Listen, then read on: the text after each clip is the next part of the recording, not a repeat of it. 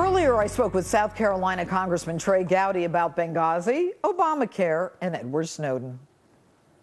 Hello, Congressman Gowdy. Thanks for being with us today. Yes, ma'am. Thank you. Happy New Year. Happy New Year to you, Congressman. All right. The New York Times this week went to great lengths to say that the massacre of our ambassador in Benghazi, along with 3 other Americans, had nothing to do with al-Qaeda. And part of the proof that the New York Times used was they said that they had a reporter who was talking to the attackers during the attack. Now, you know, I have a few questions. Number one, did they tell this to the FBI? Number two, why did they wait 15 months to release this information? And number three, why weren't they running to the congressional committees and the Senate committees that were trying to figure out what was going on here? So my question to you, Congressman, is what's going on here?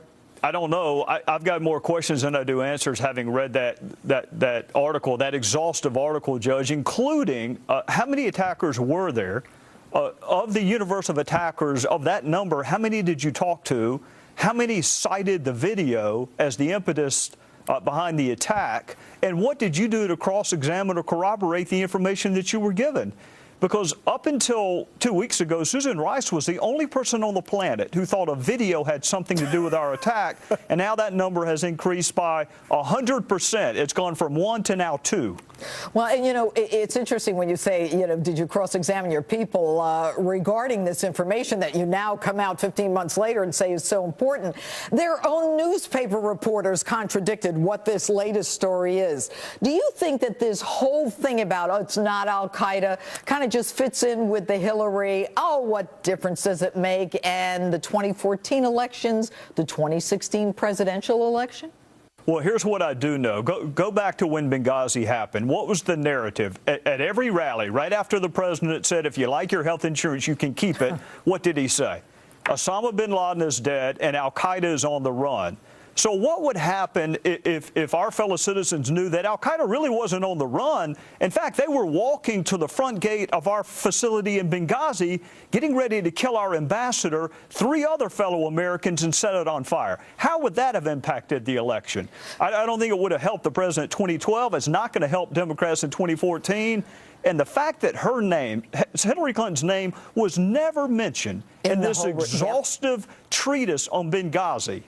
Right, and let's move on, Congressman, to the whole issue of Obamacare. As of yesterday, briefs were filed in a case where Justice Sonia Sotomayor ended up signing an injunction. And the Obama administration is basically saying that the Little Sisters of the Poor, who take care of elderly individuals in our society, are not religious enough to qualify for a religious exemption. What do you make of that? Why is this administration taking on the Catholic Church like this? This is not a complicated legal analysis. You have a fundamental right at play, which is religious liberty. Does the government have a compelling reason to force you to violate your religious beliefs? The answer to that is no. And even if you did, is there a less intrusive or less restrictive means of accomplishing the same goal? And the answer to that is yes. So legally they lose, and you would think a constitutional law scholar like the president would know that. I do not expect Kathleen Sebelius to know that. She habitually tells us she's not a lawyer, and all you have to do is listen to her be interviewed, and you know she's not a lawyer.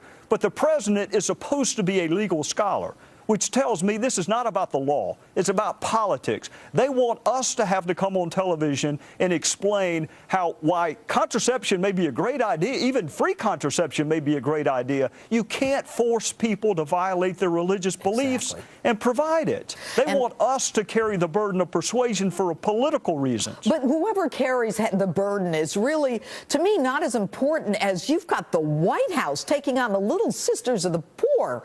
I mean, this is crazy, and the whole idea that every few minutes he's giving an exemption to this union, he's giving an exemption to this group, he's doing favors for these people, most of the time illegal, when you have one constitutional fundamental right, and that is to exercise your religious freedom. He's over there like a bully on saying no to these Little Sisters of the Poor.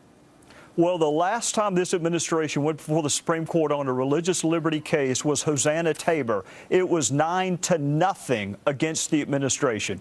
You can't get the Supreme Court to agree 9-0 on which direction the sun rises. But 9-0, they said the administration was wrong. It's not about the law. It's about politics, and it's about trying to gin up this manufactured war on women. And shame on us if we let them get away with it. And my last question, this week also some calling for Edward Snowden to be allowed back into this country. Do you think that he's done this country a service by informing us of what was going on that the government was lying to us about, or is he a criminal?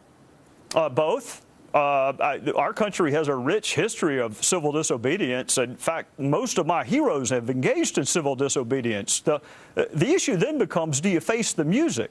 You know, Martin Luther King Jr. wrote his letter from jail. Dietrich Bonhoeffer was executed. Eric Snowden needs to face the music. I don't have any heroes hiding out in Russian airports who are sharing information with our enemies, or certainly people who don't have our best interests. So if you want to do something, either go to a reporter in the United States, but don't share the information with our enemies. And if you do, come back and face the criminal justice system and see if you can convince a jury. Do we know whether he shared secrets with other governments? Because, and just hear me out for a second here, the whole idea of Snowden, as people saying he could have been a whistleblower, he couldn't have been. He wasn't an employee. He was an outside contractor. He says he told 2 of his supervisors. At that point, don't you think that he might say, you know, maybe I ought to get out of here, I'm in big trouble? Or he could have gone to you, Judge. He could have gone to a reporter in this country. I mean, seriously. I mean, we've got reporters right now who are winning in court when it comes to whether or not they have to disclose their informants. But he decided to go to another country that we have an interesting, if not provocative, history with, and he's hiding out in a Moscow airport trying to decide what country he wants to live in. I just don't have any heroes that meet that description. Mine pay the consequences. If he believes it enough, then do what Dr. King did. Do what Dietrich Bonhoeffer did. Face the music in a criminal court. Said like a true prosecutor, Congressman Trey Gowdy. Always good to have you on the show. Happy New Year. And coming up, how the Obama administration plans to tell your doctors how to treat you. That's next. And this is your last chance to vote in tonight's Insta poll. We want to know, has Edward Snowden done this country a great service, or is he a criminal? Facebook or tweet us at Judge Janine.